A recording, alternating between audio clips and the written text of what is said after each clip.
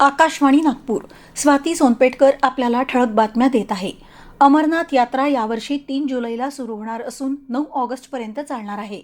दरम्यान आज बर्फापासून बनलेल्या शिवलिंगाची पहिली छायाचित्र समोर आली आहेत.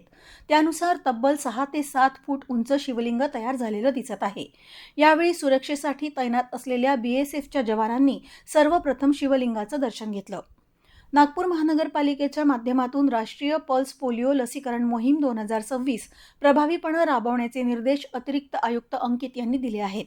28 जून रोजी होणाऱ्या मोहिमेत शहरातील 2,216 बालकांना पोलिओ प्रतिबंधक लस देण्याचं नियोजन करण्यात आलं असून मोबाईल आणि ट्रान्झिट टीमची नियुक्ती करण्यात आली आहे. गडचिरोली जिल्हा नक्षलमुक्त झाल्याच्या घोषणेपूर्वी नक्षल्यांनी बिनागुंडाच्या जंगलात सुरू केलेला शस्त्रनिर्मितीचा कारखाना उद्ध्वस्त करण्यात पोलिसांना यश आलं आहे. आत्मसमर्पण केलेल्या नक्षल्यांनी दिलेल्या माहितीवरून पोलिसांनी ही शस्त्रास्त्र हुडकून काढली. यवतमाळ जिल्ह्यातील आर्णी तालुक्यात अरुणावती नदीकाठावरील 3 ग्रामपंचायतींमध्ये निर्माण झालेल्या पाणी टंचाईच्या पार्श्वभूमीवर जिल्हाधिकारी विकास मीना यांनी अरुणावती प्रकल्पातून 1 दशलक्ष घनमीटर पाणी नदीपात्रात सोडण्याचे आदेश दिले आहेत. हे पाणी नागरिक आणि जनावरांच्या पिण्याच्या गरजांसाठी वापरण्यात येणार आहे.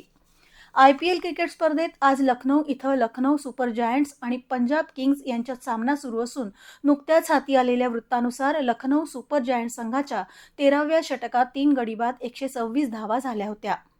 विदर्भाच्या अमरावती, वर्धा आणि चंद्रपूर या जिल्ह्यांमध्ये येत्या 25 तारखेपर्यंत उष्णतेच्या लाटेचा रेड अलर्ट जारी करण्यात आला आहे. याच दरम्यान नागपूर, अकोला, यवतमाळ आणि गडचिरोली या जिल्ह्यांमध्ये उष्णतेच्या लाटेचा ऑरेंज अलर्ट, तर भंडारा, गोंदिया, बुलढाणा आणि वाशिम या जिल्ह्यात येलो अलर्ट असणार आहे. आज ब्रह्मपुरी इथं 47.1 अंश सेल्सिअससह सर्वाधिक कमाल तापमानाची नोंद झाली असून त्यापाठोपाठ चंद्रपूर इथं 46.2, गडचिरोली इथं 46, वर्धा इथं 45.5 तर नागपूर आणि भंडारा जिल्ह्यात 45 अंश सेल्सिअस इतक्या कमाल तापमानाची नोंद करण्यात आली आहे. याबरोबरच हे ठळक बातमीपत्र संपलं.